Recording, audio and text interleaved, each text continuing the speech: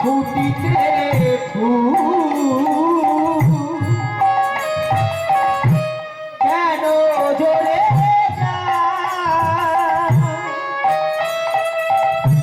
মিটিল না মনেরই আশা না ফুটিতে ফুল কেন ঝরে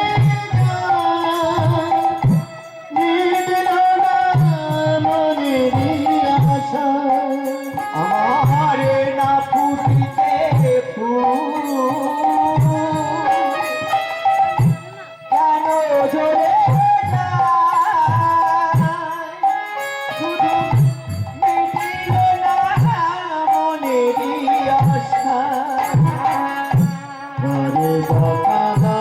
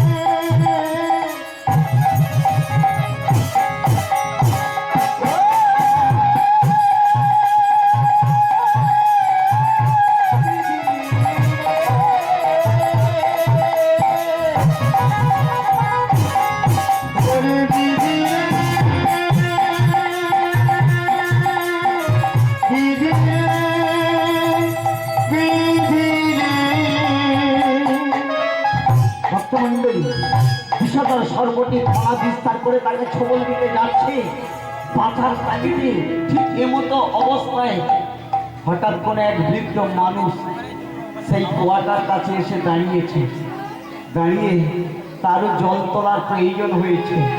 সে তাড়াতাড়ি করে সেই দড়ি নিচে ফেলা ছিল, কিন্তু উপরের দড়িটা ঠিক মতো লাইন করা ছিল না। এখন সেই দড়িটা লাইন করে বৃক্ষের ডালে বেঁধে আবার বালতিটা যেই ঝুলিয়ে দিয়েছে, দিতে গিয়ে দেখছি কে তুমি? বলছে আমি মৃত্যু যন্ত্রণায় ছটফট করছি, আপনি নিশ্চয়ই ঈশ্বরের কোনো ভূত, আপনি কৃপা করুন, আমাকে রক্ষা করুন, আমাকে বাঁচান, আমাকে বাঁচান, আমি বাঁচতে চাই, আমি বাঁচতে চাই। নিশ্চয়ই নিশ্চয়ই বাঁচবেন, নিশ্চয়ই বাঁচবেন। আপনি তাড়াতাড়ি করে শক্ত করে দড়িটা ধরুন, আমি দড়িটা চেষ্টা করবো উপরে তুলে নেওয়ার জন্যে। এবার সেই বৃদ্ধ বাবুটি তিনি ওইখানে গিয়ে বাবা সেই যেখানে পা স্লিপ খেয়ে গিয়েছিল সেইখানে একটা পা দিয়ে বৃদ্ধ মানুষ একটা জোয়ান ছেলেকে টেনে তুলতে পারে। দড়িটা দিয়েছে, ওকে বারবার বলছে দড়িটা শক্ত করে ধরুন, দড়িটা শক্ত করে ধরুন। মৃত্যুর পথ থেকে জীবন ফিরে পাবে, প্রাণ ফিরে পাবে, সেই আশায় কোনো রকমের দড়িটা ধরতে গিয়েই তার ধরা হলো না শক্ত। কখন যে তার ভিতরে প্রাণ বায়ুটা ধীরে ধীরে শেষ হয়ে গেল, বেরিয়ে গেল, কুয়ার উপরে তার মৃত্যু হয়ে গেল। ভক্তমণ্ডলী, সংবাদ পৌঁছে গেল, তার স্ত্রী লক্ষ্মী প্রিয়া হরিনাম শুনছিল। ওই বৃদ্ধ বাবুটি গিয়ে বলছে বৌমা শুনিরা বেঁচে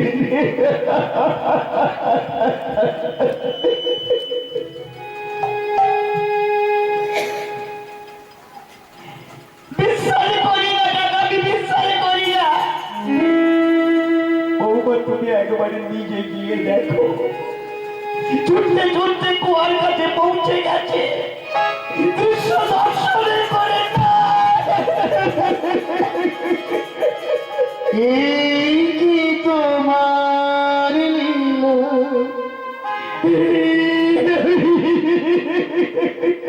এই কি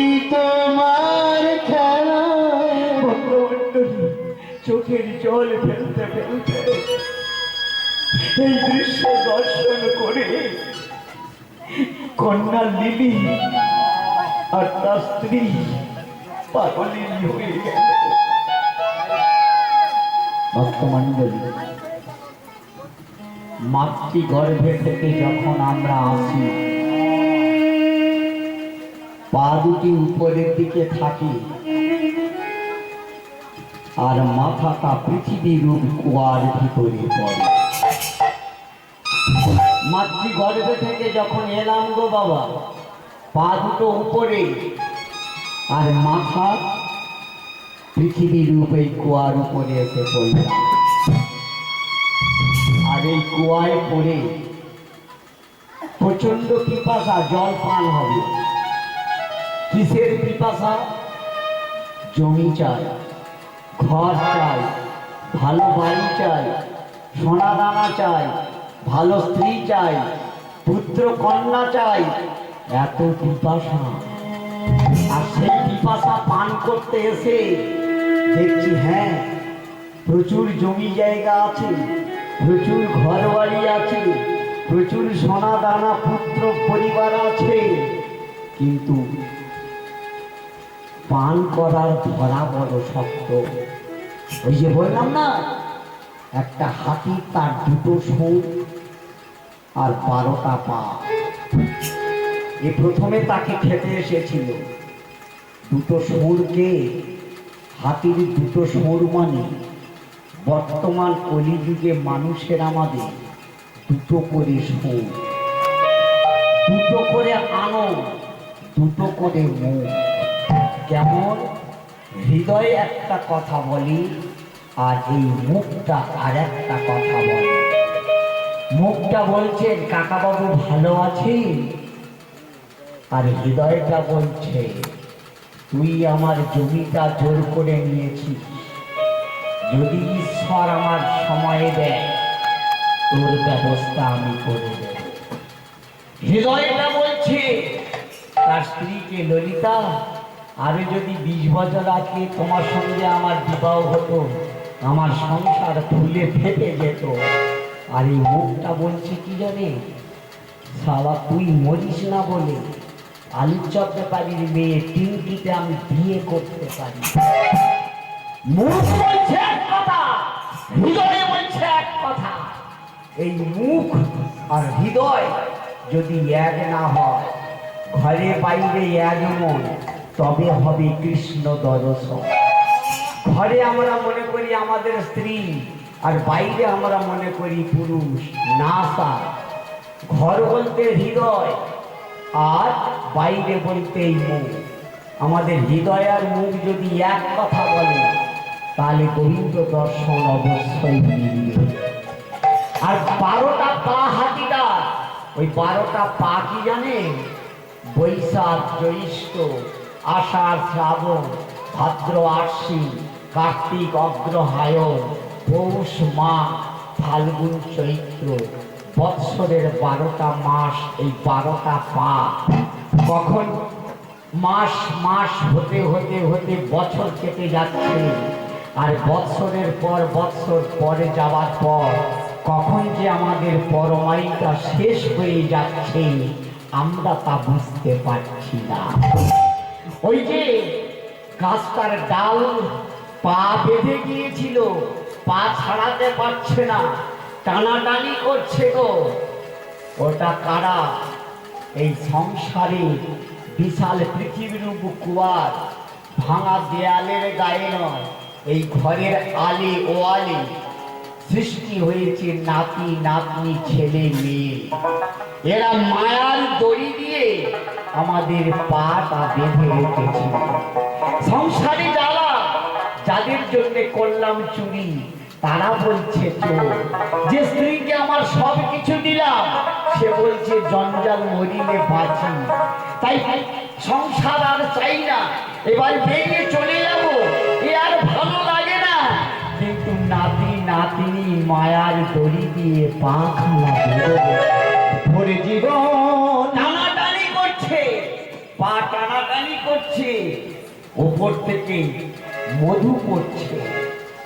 দুহাত ভরে মধু পান করে তখন পিপাসা উঠে যায়, তখন ঈশ্বরের কথা ভুলে যায়, বাবা মায়ের কথা ভুলে যায়। যার মধু খায় তারই কথা মনে পড়ে। এই সংসারে নারীর পদ্ম ফুলের মধু দু হাত ভরে আমরা যখন পান করি তখন বাবা মায়ের কথা ভুলে যায়। মায়ের দুগ্ধ খেয়ে এক কলসি জল 7 কলসি খেয়ে তারা পুণ্যবান হয়ে গেল। এক কলসি জল খেয়ে 7টা কলসি তারা, কেউ ডাক্তার, কেউ উকিল, কেউ ব্যারিস্টার, কেউ চিফ মিনিস্টার, কেউ MA BA পাস, কেউ বা ভালো সংসারী হয়ে গেল। আর এখন 7 কলসি মিলে এক কলসি একটা বাবা মাকে ভরণ পোষণ করতে পারে না। তাই যদি সত্য আজকের জগতে দেখবেন ভক্তমণ্ডলী, আগেকার দিনে মূর্খ সমাজ ছিল, তখন মূর্খ মানুষের সংখ্যা সিংহভাগ। সামলা শালুক সিদ্ধ করে খেয়ে, ভুট্টা মাইলো আটা যাও তারা সমস্ত জলের মতো খেয়ে, পরের বাড়ি ভাড়ানি ভেঙে নিজে না খেয়ে উপোস করে থেকে আমাদের মানুষ করেছে। আর সেই মূর্খ নিঃস্ব গরিবের বাবা মা যদি মারা যেত, দেখবেন সেই বাবা মাকে তারা যেদিন থেকে মৃত্যু সজ্জায়, সেখান থেকে ছেলে বৌমা নাতি নাতনি তাদের বিছানা ছাড়ত না, চোখের জলে ভেসে যেত। কাঁদতে কাঁদতে মৃত মা বাবাকে শ্মশানে নিয়ে যেত, সেখানে কাঁদতে কাঁদতে তার দেহটা পুড়িয়ে ছাই করে সেই নিঃস্ব গরিব ছেলেটার বাবা মায়ের ভস্ম নিয়ে গয়া, কাশী, বৃন্দাবন, প্রয়াগে পাঠাতো। যতটা কষ্ট লাগতো ততটা কষ্ট ভালো করে বাবা মাকে কাঁদতে কাঁদতে পড়াতো। আর মূর্খ সমাজ চলে গেল, জাতির মেরুদণ্ড লেখাপড়া শিক্ষা এলো, অন্ধকারের আলো, অন্ধকারের জ্ঞান শিক্ষা জাতির মেরুদণ্ড। সেখানে দেখা গেল প্রফেসর হয়েছে, প্রিন্সিপাল হয়েছে, চিফ মিনিস্টার, হোম মিনিস্টার হয়েছে, হাকিম, উকিল, ব্যারিস্টার হয়েছে।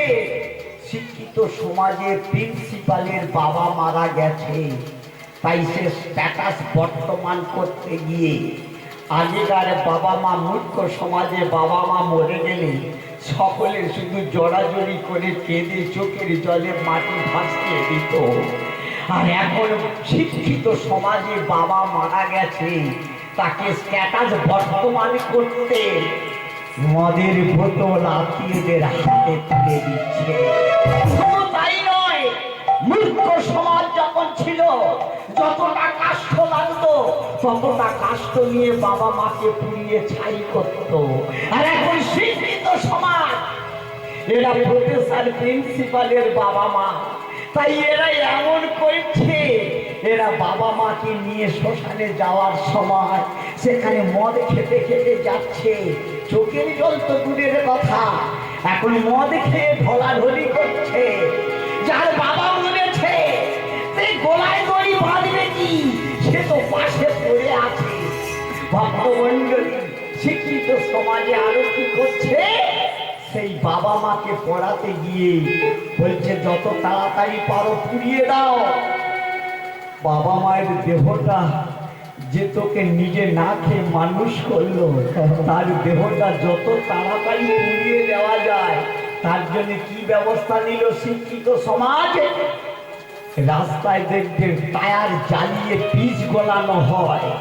আর সেই বাবা মা যে তোকে প্রিন্সিপাল করে দিয়েছে, যে তোকে প্রফেসর করে দিয়েছে, যে তোকে ব্যারিস্টার করেছে, সেই বাবা মাকে তুই টায়ার জ্বালিয়ে তার চিতাটা তুই ছাই করছিস। কোন শিক্ষা? বড় ভাবতে আজকের জগতে লজ্জা করে।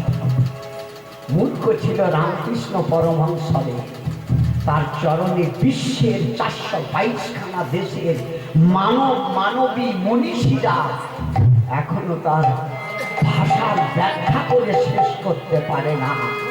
যদি পেত তার চরণে কোটি কোটি প্রণাম জানাতো। আর এমন মূর্খ চলে গেছে, পণ্ডিতের দল ঘুরে বেড়াচ্ছে। সেই সব পণ্ডিতের ব্যবহার, সেই সব পণ্ডিতের বিশ্লেষণ করছে কেমন ছেলের কেমন বাবা মা। মূর্খ সমাজ যখন ছিল, 51টি সংসার ছিল, 15 জন, 20 জন, 25 জন, 30 জন, ভাই ভাই 4-5 ভাই, বাবা ঠাকুরদা এক হেসেলে এক রান্নাঘরে বসে আনন্দ করে বাবা মাছ তুলে দিচ্ছে ছেলের পাতে, ছেলের থেকে মাছ তুলে দিচ্ছে তার কাকার পাতে। মা বলছে খোকাকে আর একটু দাও, খোকা বলছে না বাবা, বাবাকে দাও। এত আনন্দ করে পাশাপাশি বসে অন্ন খেত। আর এখন 51টি সংসার নেই শিক্ষিত সমাজে, সমস্ত ভেঙে চুরমার করে একাকার হয়েছে। তখনকার দিনে কোনো বাবা মাকে ভাগের মা বলে, ভাগের বাবা বলে হাতে করে মাসে মাসে ভিক্ষা করতে হতো না। এখন শিক্ষিত সমাজে সমস্ত বাবা মা কি অন্যায় করেছে তারা, কি অপরাধ করেছে তারা, তাই আজকের তারা ভিখিরির মতো বড় ছেলের বাড়িতে হাতে করে 1 মাস, আমার বড় ছেলের বাড়ি 1 মাস শেষ হলে মেজ ছেলের বাড়ি হাতে করে 1 মাস, আমার সেখান থেকে ছোট ছেলের বাড়ি হাতে করে 1 মাস। এই কোন সমাজের পরিণতি আরো কি আছে জানি না। বর্তমানকার দিনে, তখনকার দিনে একটা তেলক আমরা জানেন মা, মায়ের অভিনয় দেখুন। একটা তেলক আমরা এইরকম চৈত্র মাসে প্রচন্ড তার ভিতরে ডিম আছে, ডিম ফুটে ছোট ছোট বাচ্চা হয়েছে। এখন কাকড়া কি চিন্তা করছে এত গরমের দিনে যে আশ্রয়টা আছি অতি গভীর গর্ত, কিন্তু জল যখন যতটা নেমেছে ততটা গর্তের তলায় গেছি, কিন্তু এই গর্তে আর জল নেই। আমি বাচ্চাগুলো কি করে বাঁচাবো? আমার দেহেতে যা রস ছিল বুধ বুধ করে দিয়ে ওই বাচ্চাগুলোকে আমি বড় করে তুলছি, কিন্তু এবার আমি কি করব? খুব কষ্টে আমার চিন্তা ভাবনা করতে করতে হঠাৎ গর্তটা জলে ডুবে গেল। মনে করলো নিশ্চয়ই বর্ষার জল হয়েছে। তাড়াতাড়ি করে ওই গর্তের ভিতরে উপরে উঠল, উঠে দেখল যে না, এ বর্ষার জল নয়, কোনো একজন বাবু পুকুর ছেঁচেছে। তাই পুকুর ছেঁচা জল দিয়ে কান্দার গর্ত ভরে গেছে। রাত কাটলো, তারপরের দিনে দিন শেষ হলো। যে জল বেঁধে গিয়েছিল এই প্রচন্ড প্রখর কিরণে সূর্যের তাপে তা শুকিয়ে গেল। এবার কামলাটি ভাবছে আমার বাচ্চাগুলো কি করবো আমি, আমি মরে যাই তাও ভালো, কিন্তু আমার বাচ্চাটা বাঁচাতে হবে। ঈশ্বরের কাছে কাঁদছে, দয়াময় আমি মরে যাই ভালো, কিন্তু আমার বাচ্চাগুলো বাঁচাতে হবে। বলতে বলতে শুনতে পাচ্ছি মিটের নদী আছে, মিটের নদীর পাড়ের এপারে বলছে এই বিশাল যে ভেড়িটা আছে, এই ভেড়িটা পার হয়ে যদি আমি ওপারে ওই মিটের নদীতে পড়তে পারি, আমি মরে যাই, কিন্তু আমার বাচ্চাগুলো বেঁচে যাবে। ভক্তমণ্ডলী, কাঁকড়াটা এবার কোনো রকমে খুব কষ্ট করে, দেহের তো যা রস ছিল সব বাচ্চা কটা করে ওরা শুধু বুদবুদ করে খেয়ে যাচ্ছে। এবার বাচ্চা কটা বাঁধাতে খুব কাঁপতে কাঁপতে কাঁপতে কোনো রকমে ওই রাস্তাটার উপরে উঠেছে, কিন্তু আর নামার মতো পরিস্থিতি নেই। ওখান থেকে অনেকটা গেলে তবে জল। এবার গোবিন্দকে ডাকছে, গোবিন্দ আমি তো মা, আমার মৃত্যু, তোর বাচ্চা কথা বাঁচিয়ে দাও। একটা কাঁকড়া ক্লাস 4-এ ফুলঝুরিতে পড়েছিলাম, সেদিন ওই ব্যথাটা বুঝতে পারিনি, মায়ের ব্যথা। সেদিন জানতে পারিনি মা কি বস্তু। এই সেই কাকড়াটি বাচ্চা কটা পেটের মধ্যে চেপে ধরে বলছে, কোথারে তোরা আমার চিন্তা করিস না, আমি যদি মরে যাই তোরা অন্তত ওই জলে কোনো রকমে আসাইনি। ছোট ছোট বাচ্চা তার মায়ের কান্নাতে তারা বোঝে না, তাই ঈশ্বরকে ডাকছে, দয়াময় কৃপা করো। বিপদ ভঞ্জন ত্রিপুর নাশন মোহন মুরলীধারী জাগো জাগো তুমি জাগো জাগো বিপদ ভঞ্জন হে দুঃখ রঞ্জন মোহন মুরলীধারী জাগো জাগো তুমি বিপদ ভঞ্জন ত্রিপুর নাশন মোহন মুরলীধারী জাগো জাগো তুমি জাগো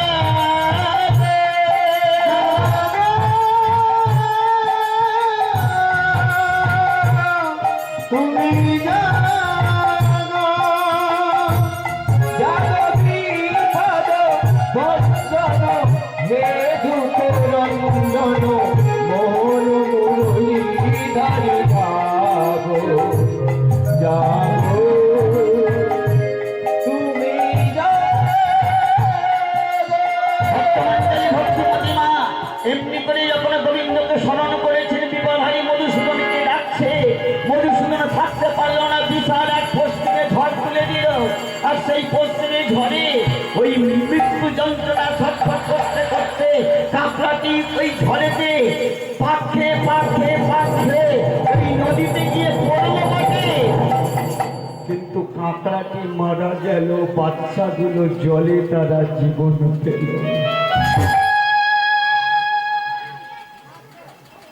আজকের এই জগতের লক্ষ্য রাখুন মা।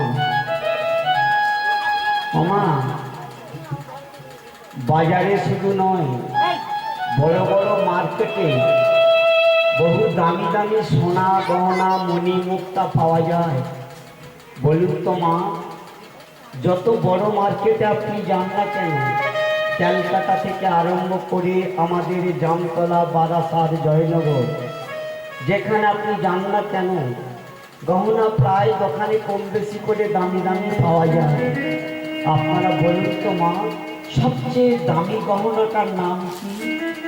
সোনা, মণি, মুক্তা, হীরা, জহরত, প্রবাল না প্রস্তর? কোন গহনাটার দাম সবচেয়ে বেশি মা? এই বাস্তবিক জগতে কোন গহনাটার দাম সবচেয়ে বেশি একবার বলুন না মা। অনেকে তোমরা তোমাদের বাড়িতে গহনা কেনো না, গলার নেকলেসের দাম বেশি। অনেক টাকা দাম। কি সোনা? গিনি সোনা? না না, 22 কাটা সোনা। 22। এরা বলছে সোনার দাম সবচেয়ে বেশি। আমার আপনারা বলুন তো, কিসের দাম বেশি? কোন গহনাটার দাম? কেউ বলতে পারছেন না। মা ঠিক বলেছে, এই পৃথিবীতে সবচেয়ে যদি দাম বেশি হয় তার স্বামী। স্বামী যদি বেঁচে থাকে কোনো গহনা লাগে না, তবু তাকে সবাই বলবে সধবা।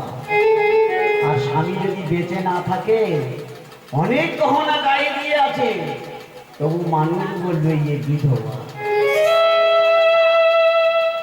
স্বামী যদি কুৎসিত হয়, কানা হোক, খোড়া হোক, সে যদি বেঁচে থাকে, এগুলো একটা আলতা করে শাড়ি পরে সারা জীবন সারা দিনটা কাটাতে পারি। আবার ইচ্ছা করলে ওবেলা একটা, সন্ধ্যায় একটা, রাতে একটা। স্বামী যদি বেঁচে থাকে, তার হাত ধরে কেরলা, মাদলা, কলকাতা, বারাকপুর সব জায়গায় ঘোরা যায়। জানি আমার একজন রক্ষাকর্তা আছে। সেই স্বামী এখন বর্তমান যুগে নামা আসামি সেজে কারাগারে যেমন যন্ত্রণা হয়, কারাগারে তবু তো ঠিক সময় মতো খাওয়া পায়, পুলিশরা সময় মতো তাকে জল ভাত দেয়।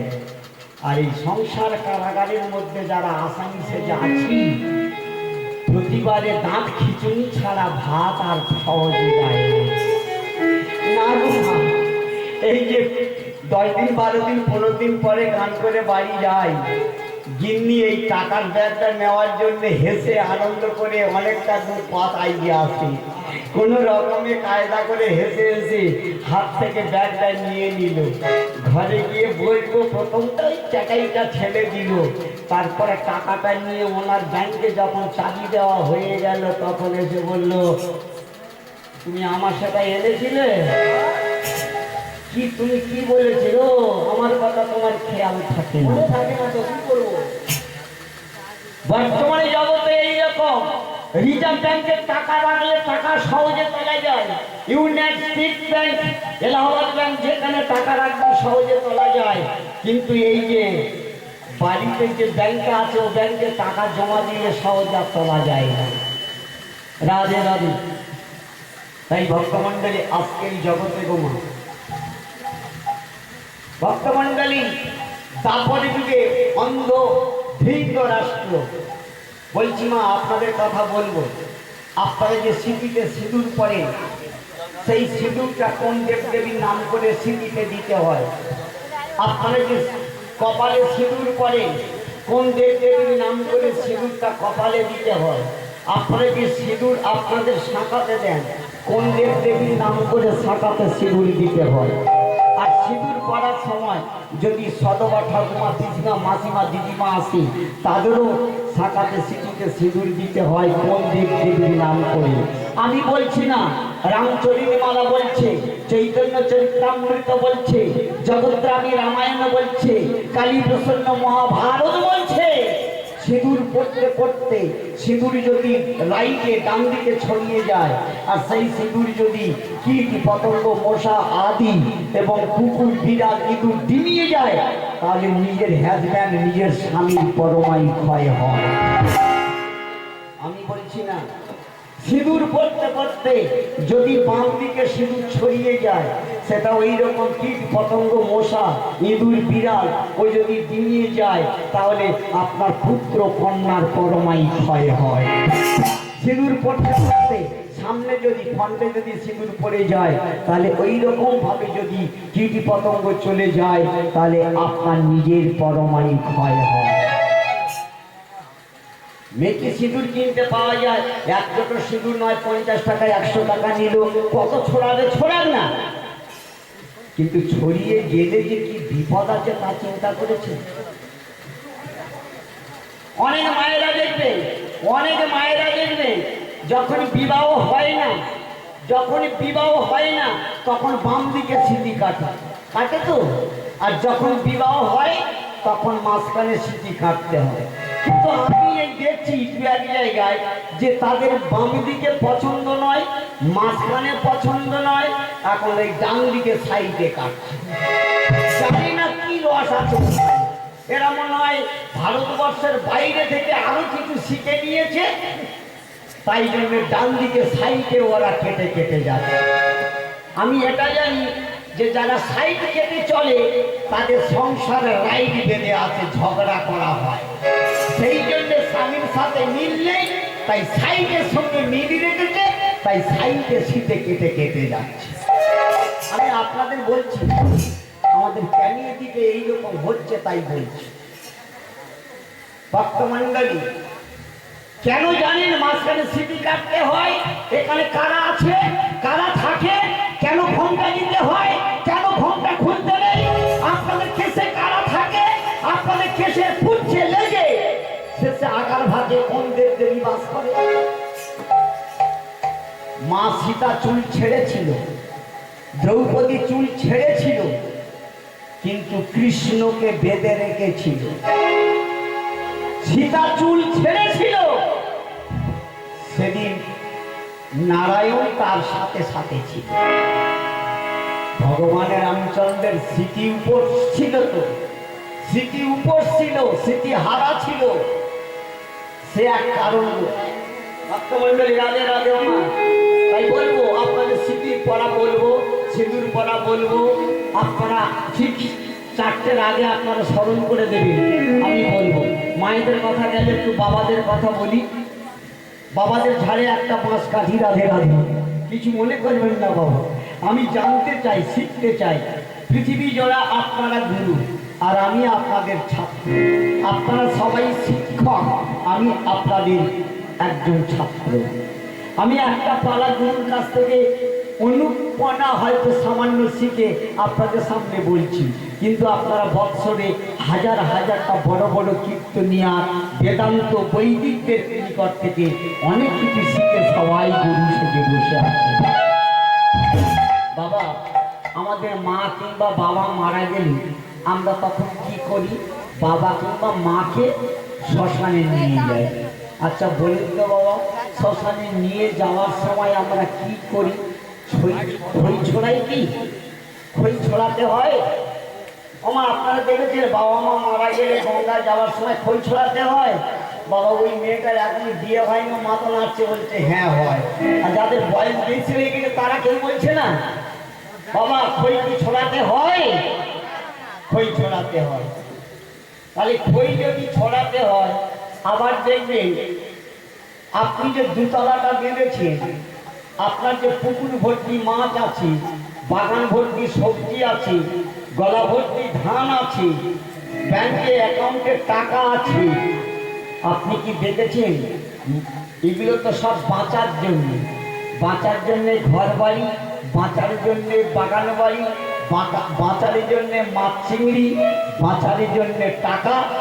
আর মরার পরে যে একটু জায়গা দরকার, তার জন্য কি করা হলো?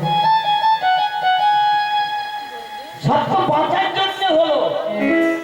আমি বেঁচে থাকবো, আমার স্ত্রী থাকবে, ছেলে থাকবে, মেয়ে থাকবে, এরা সবাই বেঁচে থাকবে, ভালো থাকবে, তার জন্য জমি জায়গা ঘর বাড়ি টাকা পয়সা সব হয়ে গেল। কিন্তু মরার পরে যে একটু জায়গা দরকার। আপনার 50 বিঘে জমি লাগবে, ওখানে আপনার দুতলা বাড়িটা ওখানে কি দেওয়া যাবে? এখানে কার জমি কিনেছেন আপনার দলিল আর রেকর্ড বলে দেবে এই জমির মালিককে। আপনি যখন জমিটা কিনেছেন তখন একজনের কাছে রেকর্ড হোল্ডার জমি দেখে আপনি জমি কিনে আপনি রেকর্ড করেছেন। কিন্তু আপনার মরার পরে যে জায়গাটা কেনা হবে সেটা কার রেকর্ডের জমি? সেখানে কত রেকর্ড মালিক নেই।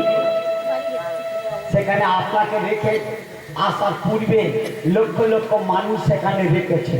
আর ওই রাখার যে জায়গাটা বাবা বলছিলাম, যেটা ওখানে গিয়ে যখন আপনাকে রাখা হবে তখন আপনার টাকা পয়সা লাগবে না।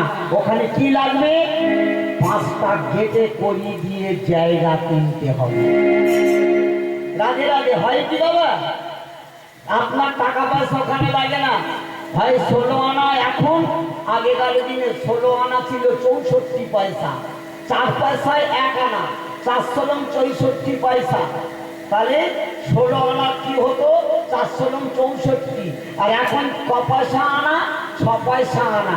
তা 6 পয়সা আনা যদি হয় তাহলে 6 কত হয়? 96 পয়সা। তাহলে 8 পয়সা কোথা থেকে উঠে এলো? কোন হিসাবে এলো? হলো 25 পয়সা 4 আনা, 25 পয়সা 4 আনা। তাই 6 পয়সা যদি 1 আনা হয় তাই 4 24 পয়সা, আর 1 পয়সা করে বুঝে দেওয়া হলো কেন?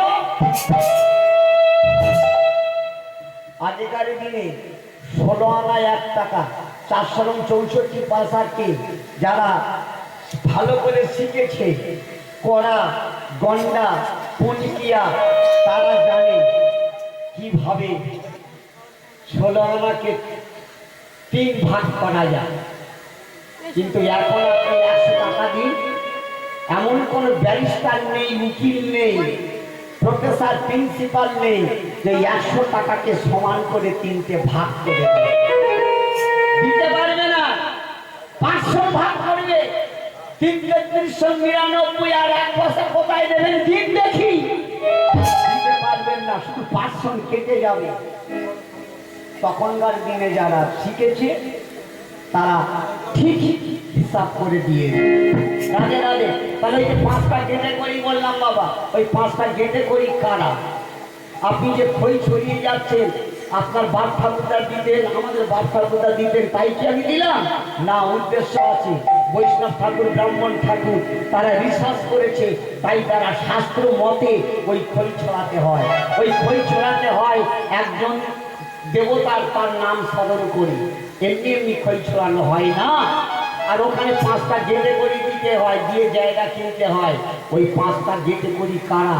কোন দেবতার নাম স্মরণ করে তবে ওই জায়গাটা কিনতে হয়।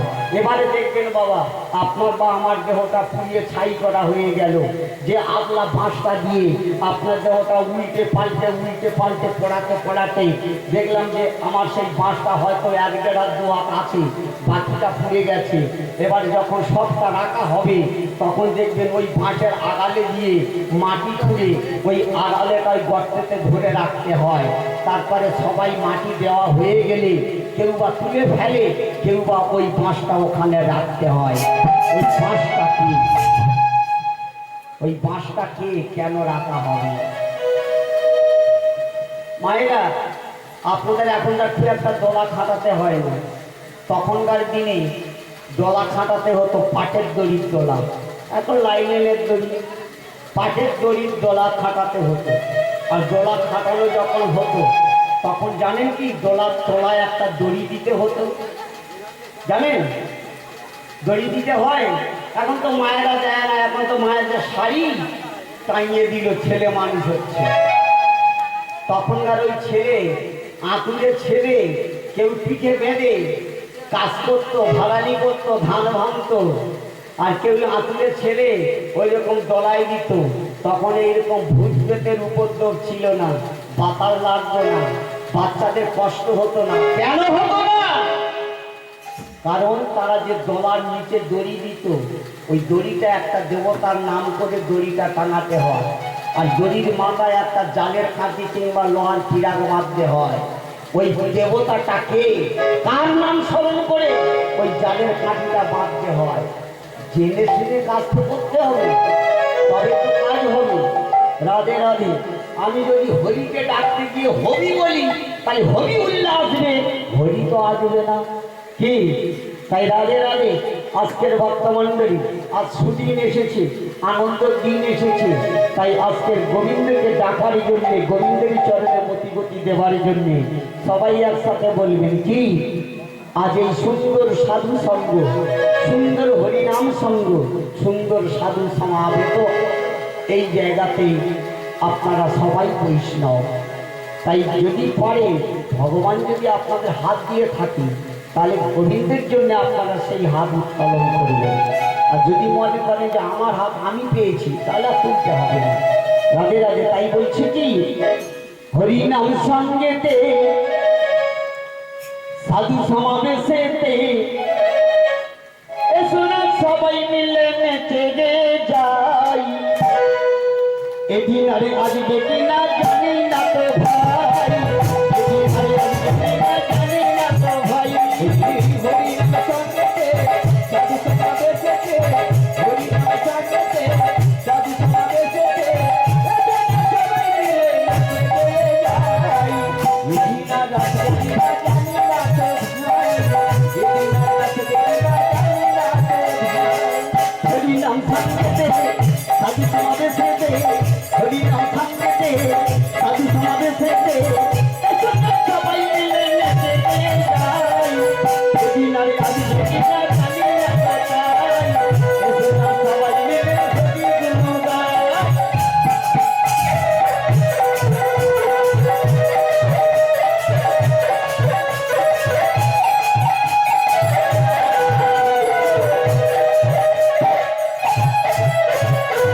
হরিনাম সঙ্গেতে সাধু সমাবেশেতে,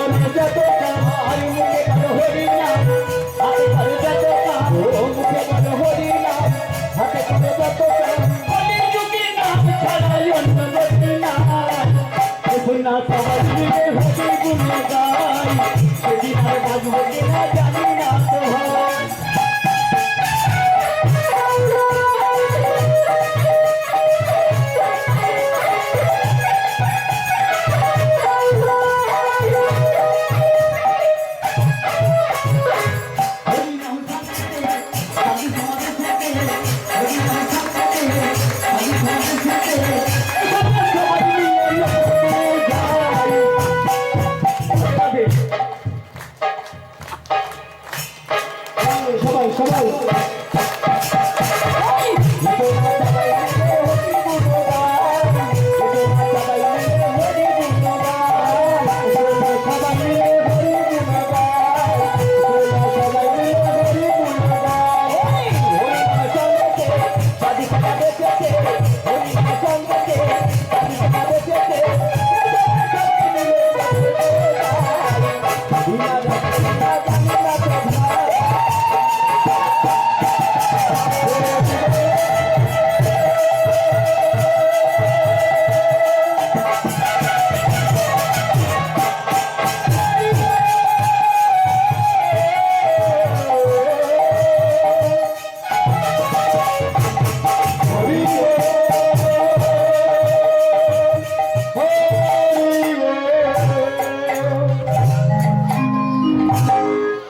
আগামীকাল কুরুক্ষেত্রের মাঠে যুদ্ধ, আগামীকাল যুদ্ধ। কারণ আগামীকাল কুরুক্ষেত্রের মাঠে যুদ্ধ যখন অন্ধ ধৃতরাষ্ট্র আর মা গান্ধারী গভীর রাত, তবু দুই স্বামী স্ত্রীকে সোনার পালঙ্কে শয়ন করে আছে। সোনার পালঙ্কে যখন শয়ন করে আছে, ওই ঘরের মধ্যে একটা প্রদীপ জ্বলছে। এখন অন্ধ ধৃতরাষ্ট্র হঠাৎ শয়ন করে থাকতে থাকতে ঘুমাতে ঘুমাতে, কেন জানি না কোন কারণে, হঠাৎ সেই বিছানা থেকে, মানে শয়ন কক্ষে যে সোনার পালঙ্ক থেকে উঠে পড়েছে। শয়ন পালঙ্ক থেকে উঠে প্রদীপের দিকে তাকিয়েছে। প্রদীপের দিকে তাকিয়ে থাকতে থাকতে কি জানি কি মনে করেছে, হঠাৎ একটা আত্মচিৎকার, হেসে ফেলেছে।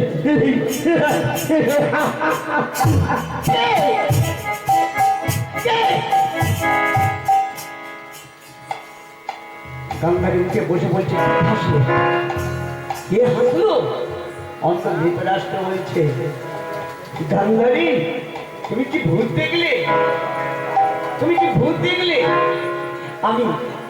আমি এই ঘরের মধ্যে একমাত্র পুরুষ থাকতে হয়, অন্ধ ধৃতরাষ্ট্র তোমার স্বামী। এই ঘরে আর তো অন্য কোনো পুরুষ নাই। তুমি তুমি আমাকে দেখে চিৎকার করে উঠলে কেন? গান্ধারী বললেন, মহারাজ আপনি হাসছেন, আপনি হাসছেন, হাসবো না?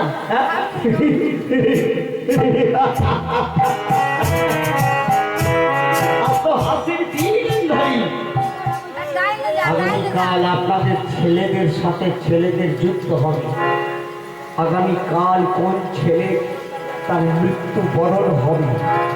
আগামীকাল পাণ্ডু তোমার ভাই তাদের সৈন্যহত মরবে। আগামীকাল আপনারা কৌরব বংশ, আপনাদের হয়তো কেউ মারা যাবে। ধর্মযুদ্ধ এখানে অধর্মের হানাহানি হবে। ধর্মযুদ্ধ এখানে কান্নার পহিনী শিখা চলবে। ধর্মযুদ্ধ এখানে রক্তের সর্বাইবে।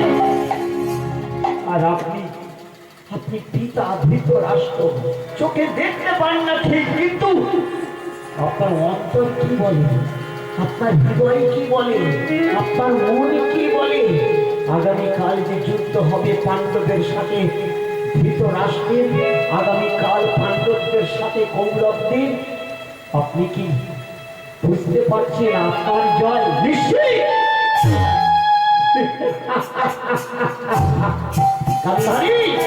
আগামীকাল কুরুক্ষেত্রের মাঠে যদি যুদ্ধ হয়, সে যুদ্ধ আমাদের জয় হবে।